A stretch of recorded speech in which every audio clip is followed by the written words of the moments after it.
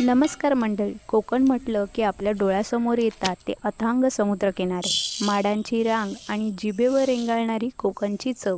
दक्षिण भारतात जसा डोसा प्रसिद्ध आहे, तशीच आपल्या कोकणात प्रत्येकाच्या घरात बनणारी कापसासारखी मऊ आणि जाळीदार आंबोळी प्रसिद्ध आहे. आज आपण याच पारंपरिक आणि अस्सल कोकणी पदार्थाचा प्रवास पाहणार आहोत आणि ती मऊ आणि लुसलुशीत कशी बनवायची याचे गुपितही जाणून घेणार आहोत. आता तुम्ही म्हणाल, आंबोली एवढी कापसासारखी मऊ कशी होते? तर त्याचे गुपित दडलेले आहे तिच्या पिठात.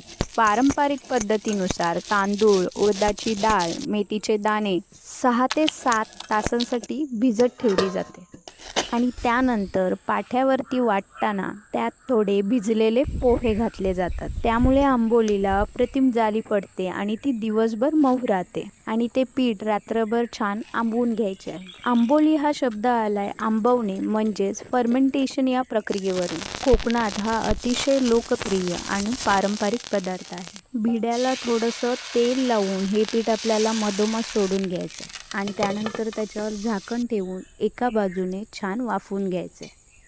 खूप छान या आंबोळीला जाली पडते. कोकणी माणसाला जर गरमागरम आंबोळीसोबत ओल्या नारळाची तिखट चटणी किंवा काळ्या वाटाण्याची रसरशीत उसळ मिळाली तर त्याचा चेहरा आनंदाने खेळतो. तर मित्रांनो, कशी वाटली तुम्हाला आपली आंबोळीची ही रेसिपी? आणि तुमच्या घरात आंबोळी कशी बनवली जाते आणि तुम्हाला ती चटणीसोबत आवडते की काळ्या वाटाण्याच्या उसळीसोबत? मला कमेंट करून नक्की सांगा. आणि व्हिडिओ आवडल्यास लाईक आणि शेअर करायला विसरू नका. धन्यवाद.